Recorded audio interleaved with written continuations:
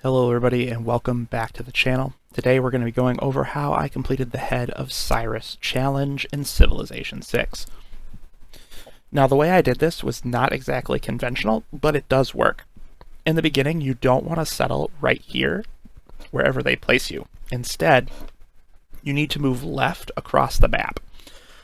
If you move left and to a little bit south, you will eventually find kind of like a coastal area with high cliffs. That's where you want to go. So you're going to want to go to the left and south.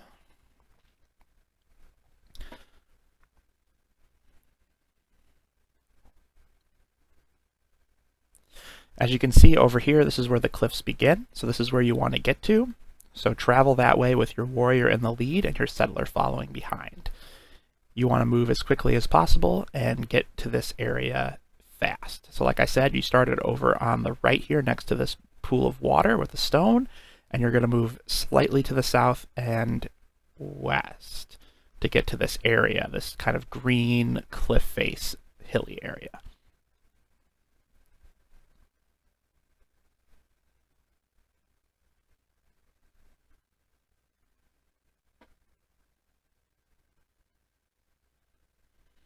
Alright, your ideal settling spot is exactly where my settler is now. This is where you want your first city to be. So you're going to settle here, and from this point on, it's going to be important to basically create a road from where you've settled all the way up to the north and west until you reach the one pathway through that your troops can travel through.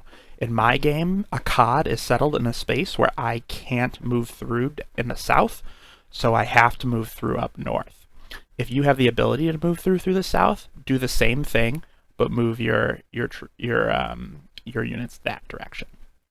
You want to see this is where Akkad is, so I can't get through down here. I have to go up this way. If you can get through this way, do it that way. It's faster. You want to get your units to Passagarde as soon as possible, and you want to snip any buds that Persia is trying to settle. So if you see a settler, declare war right away. Try to stop those settlers from settling. If you can't, that's okay. Hunker down and get ready to fight those smaller settlements. For your Pantheon, you want to get the Oasis Desert Floodplains one. And like I said here, we're going to try to stop this settler from settling. Passagarde is weak right now, but that's okay. Right now, we're just going to focus on stopping this extra settlement.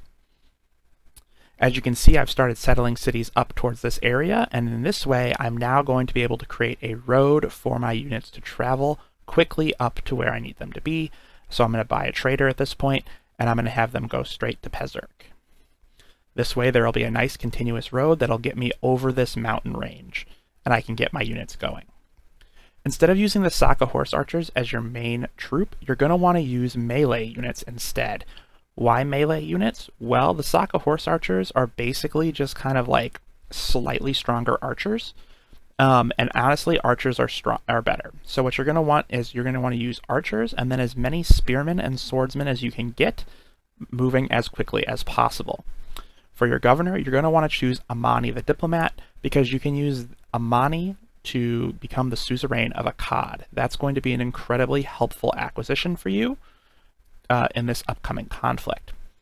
After this point, you are going to want to try to settle a city on the other side of the mountain range so that you can make your road a little bit longer. This is going to help your troops get through that pass, which is very hard to travel with, especially if there's no road. So your goal is to get the road through the city and through this pass. Same thing if it's down here in the south, you're going to want to make sure that you can get the road all the way through that area. That's going to help your troops travel quickly, and it's going to help you win.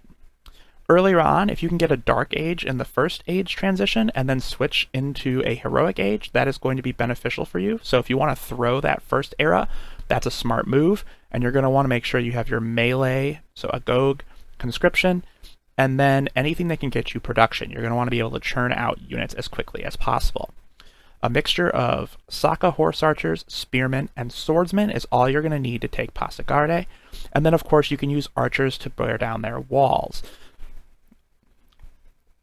Focus on trying to get iron and swordsmen as quickly as possible, because swordsmen do better at taking down walls. than other units, and they're a much more chunkier melee unit. Saka horse archers are great for picking off units on the side here, but honestly, swordsmen are going to be your bread and butter for this. They're going to be much better at taking this city than a horde of Saka horse archers is. If at all possible, you're going to want to stop Persia from building certain things. So, for instance, if they're trying to build Jebel Bakar or an encampment, you're going to want to settle a unit on that spot and make it so that they can't accomplish that goal.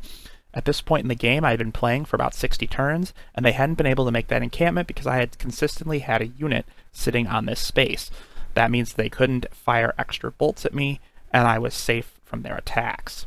At this point, I have swordsmen coming in, and I'm using my Saka horse archers to pester this side of their city, and instead of firing at my swordsmen, which are really doing damage to the city, they're going to fire at the Saka horse archers because they're pestering their units.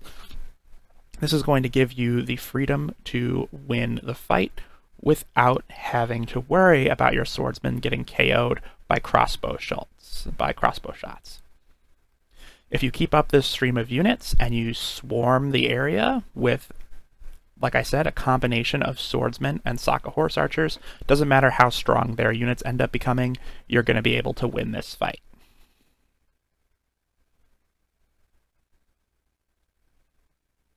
As you can see, swordsmen do quite a chunk of damage to cities, and because of that, I was able to win this fight. All you have to do is take Pasargadae. This is the goal. You take that city, you win the game. Though its face may change throughout the ages, history is written from the hand of the victor.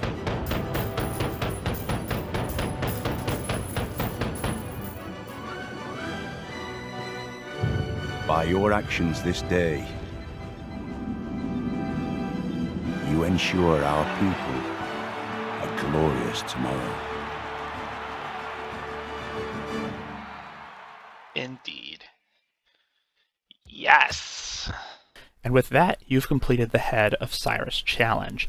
It's not incredibly difficult once you know what you're doing, and this strategy works pretty well. So like I said, make a road that can traverse all the way to where you need to be, and then just start spamming swordsmen and Saka horse archers.